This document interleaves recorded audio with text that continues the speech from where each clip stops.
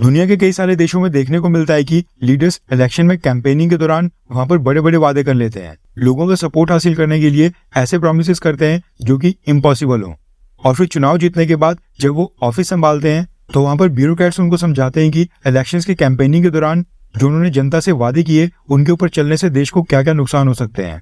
और फिर वही लीडर्स जीतने के बाद जब उनको एहसास होता है कि उन्होंने जनता से गलत वादे कर लिए हैं तो वो पलटी मार देते हैं। सेम हाल आज की डेट में मालदीव्स के प्रेसिडेंट मोहम्मद मिजू का हो रहा है। भारत विरोधी सेंटिमेंट्स को भड़काकर और इंडिया आउट जैसे एंटी इंडिया कैंपेन्स के दम पर मोहम्मद मिजू ने मालदीव्स के अंदर वहां पर सरकार तो बना ली थी, लेकिन भारत विरोधी सरकार चलाना मोहम्मद मिजू के लिए नामुमकिन हो गया है। मालदीव से काफी सारी इंपॉर्टेंट अपडेट्स आ रही हैं जो कि हम इस वीडियो में डिस्कस करेंगे।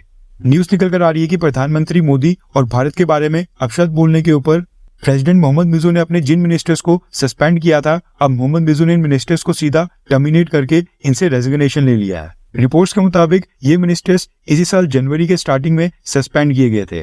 इन्होंने प्रधानमंत्री मोदी और भारत के बारे में अपशब्द बोले थे। अब सोचने वाली बात है कि मोहम्मद मिजू ने अचानक से अपने भारत विरोधी मिनिस्टर्स का रेजिग्नेशन क्यों ले लिया है। इसके पीछे का कारण बताया जा रहा है मालदीव्स के प्रेसिडेंट मोहम्मद मिजू की भारत की यात्रा। दरअसल मोहम्मद मिजू अगले हफ्ते भारत की विजिट के ऊपर आ रहे हैं और इसकी जानकारी खुद ही मालदीव्स के प्रेसिडेंट ऑफिस के स्पोक्स पर्सन ने दी है। हालांकि इस विजिट को लेकर अभी डेट्स डिसाइड नहीं हुई हैं। अब ये मालदीव्स के प्रेसिडेंट मोहम्मद मिजू की पहली बायलैटरल विजिट होगी जब वो प्रधानमंत्री मोदी के साथ स्टेट लेवल के ऊपर मीटिंग्स करेंगे। इससे पहले मोहम्मद मिजू प्रधानमंत्री मोदी के शपथ ग्रहण समारोह में भारत आए थे, लेकिन तब दोनों लीडर्स के बीच कोई ऑफिशियल मीटिंग नहीं हुई थी। हिस्टोरिकली अभी तक क्या होता था कि मालदीव्स में इलेक्शन के बाद वहां पर जब भी कोई नई सरकार बनती थी तो मालदीव्स का प्रेसिडेंट शपथ लेने के बाद सबसे पहले भारत का दौरा करता था। यानी मालदीव्स के प्रेसिडेंट का पहला विदेशी दौरा भारत का ही हुआ करता था और ये काफी लंबे समय से फॉलो किया जा रहा था।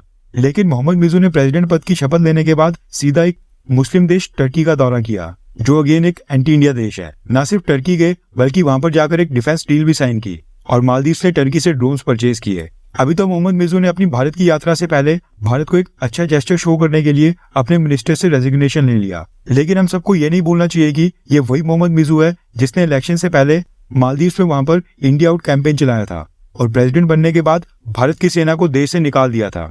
और मोहम्मद मिजू जो ये भारत की यात्रा कर रहा है ये वो भी अपने बेनिफिट के लिए कर रहा है, यानी इसमें खुद का फायदा है, क्योंकि मालदीव्स की फाइनेंशियल कंडीशन इस समय बहुत ही खस्ता चल रही है। अगर मालदीव्स की सरकार के ऊपर कोई भी फाइनेंशियल क्राइसिस नहीं होता और मालदीव्स की इकोनॉमी बिल्कुल ठीक चल रही होती तो मोहम्मद मिजू कभी भी भारत के साथ अपने रिश्तों को नहीं सुधारता। मोहम्मद मिजू को पता है कि मालदीव्स के अंदर अगर अपना ये टर्म पूरा करना है और दोबारा सिलेक्ट होकर मालदीव्स का प्रेसिडेंट बनना है तो सबसे पहले मालदीव्स को इस फाइनेंशियल क्राइसिस से निकालना पड़ेगा, और ये काम करने में भारत ही मालदीव्स की मदद कर सकता है। इसलिए मोहम्मद मिजू भारत को लेकर अब पॉजिटिव कदम उठा रहा है। भारत के साथ सिक्योरिटी टाइज को मजबूत करने के लिए अभी कुछ ही दिन पहले मोहम्मद मिजू ने अपने देश की सेना के chief of Maldives National Defence Force general Ibrahim Hilmi को भारत भेजा था और भारत के साथ मिलिट्री टॉक्स को दोबारा से बहाल किया था। मोहम्मद मिजू को भी समझ आ गया है कि जो वो भारत के खिलाफ जाने की कोशिश कर रहा था उससे मालदीव्स की बर्बादी के सिवाय और कुछ नहीं होगा।